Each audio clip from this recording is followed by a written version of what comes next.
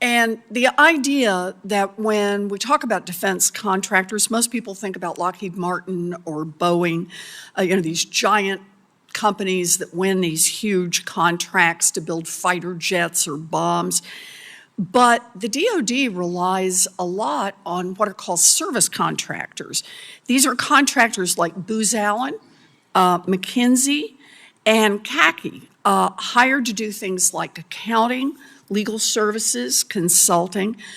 Over the past 2 decades, the Department of Defense has gone from spending about $100 billion a year on service contractors to $205 billion in 2022.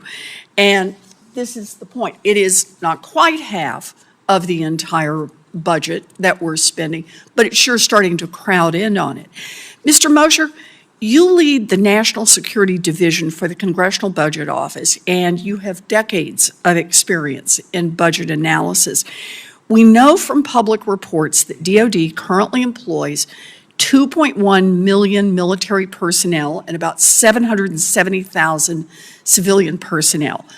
And I'm going to ask you something I think you answered in your original testimony, but it is important enough here, I want to underscore it. Do we know how many contractors DoD employs? In a word, no. No. We just don't know yet. We don't know. And I think I heard you in talking about the estimates, that the estimates are from here to here. It's not that we don't know down to the last person. We don't even know what the ballpark is here, I take it from what you said. That's correct. We don't know what the maximum number is. OMB provides data in their object class analysis that gives the size of the service contracts themselves. One way of cutting it would be about $274 billion in 2022, I believe. But that tells you what the cost of the contract is. It doesn't tell you either the number of the people or how much we're paying in labor. So there will be labor and non-labor costs. One thing that's, there are different types of contracts. There are people who mow lawns, and much of their cost would probably be labor. There are people who sit in chairs, next to civilians and military in the Pentagon. Their costs are probably mostly labor. But there are also service contracts that provide maintenance of tanks and such like that, where you would expect a smaller portion of their cost would be labor, and, they're buying parts. So here we are spending more than $200 billion on service contractors. We don't really know how many people we're hiring or what we're paying these people. And we accepted the GAO estimate of $200 billion. I just want to point out CBO has said it may be closer to $300 billion. The inability of government accountants even to estimate how much we're spending is a sign that Pentagon contracting is badly broken. Good evening, friends. They are finally stepping in.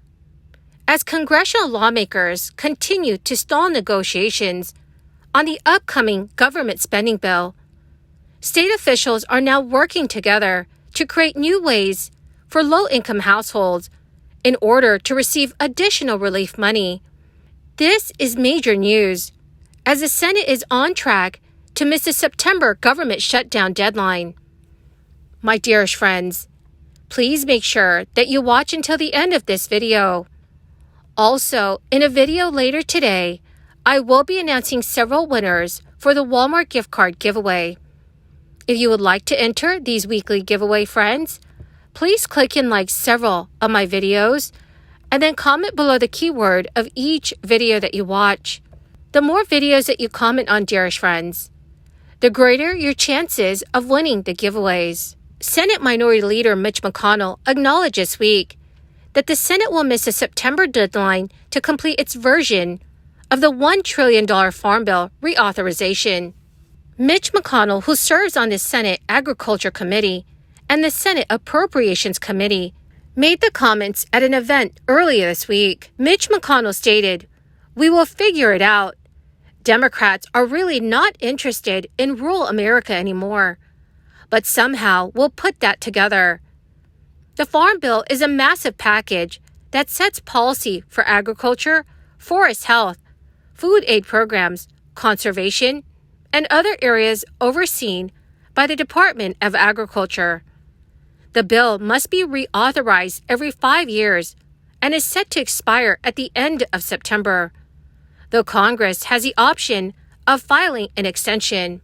Senate Agriculture Committee Chairwoman Debbie Stabenow has already told the Washington Examiner in June that the bill would not be ready by September. Stabenow added at the time that she was hopeful a bill would pass by the end of September, but also pointed out that Congress had missed a Farm Bill reauthorization deadline before. Not passing the bill by the end of next month is not surprising, even with staffers working on their respective bills over the recess. Congress faces the threat of a government shutdown and a broader dispute about defense spending levels, both of which are likely to dominate leadership's attention. The federal government runs out of money on September 30th, and the House and Senate each have only 12 in-session days between now and then to find a resolution in order to prevent a shutdown. Further complicating matters, House and Senate appropriators have spent months marking up government funding bills at different spending levels. Making matters more difficult for the Farm Bill are partisan disputes over provisions to the package that were once agreed upon. It is part of President Biden's and House Speaker Kevin McCarthy's deal to avert a debt default in May. The debt ceiling deal added new work requirements to the SNAP program, which is funded through the Farm Bill. The moves were a win for Republicans. In a win for Democrats, the deal included some exceptions for veterans, the homeless, and adults age 18 to 24 who were previously in foster care. According to officials, during a government shutdown, recipients will continue to receive their Social Security and SSI checks. However, a shutdown suspends the issuance of Social Security cards. Many are worried about the looming government shutdown and economic recession. It is very clear that inflation is continuing to affect millions of Americans and their finances. So an important question is, what will our government do? Well, there are some states that have stepped in to provide additional relief to their residents. The state of Montana has recently introduced an initiative aimed at providing relief to residents who were burdened by high property tax payments. Governor Greg Gianforte announced the annual rebate program, which offers qualifying individuals the opportunity to receive a rebate check of up to $675. The initiative is known as a tax rebate to Montana property. It is part of an ongoing effort to address the issue of excessive property taxes in the state. Also, Minnesota residents will receive a financial assistance as part of a tax refund program. The stimulus checks will provide up to $1,300 for couples. The payments will be made at the end of this month, with priority given to those who have applied for direct deposit. The amounts vary depending on each household. Up to $1,300 can be claimed. This is $260 for individual filers, or $520 for married couples, along with another $260 each for up to 3 dependents. Well, my beautiful and my most amazing friends, that is the end of my daily stimulus update video for this Friday evening. My dear friends, thank you very much for being here every day and for being part of this community. To say thank you and to show my appreciation, I will be announcing winners every Friday for the Walmart gift card giveaway. In a video later today, I will be announcing several winners, so please make sure that you do stay tuned for that video. Thank you, friends, and have a wonderful and very blessed Friday.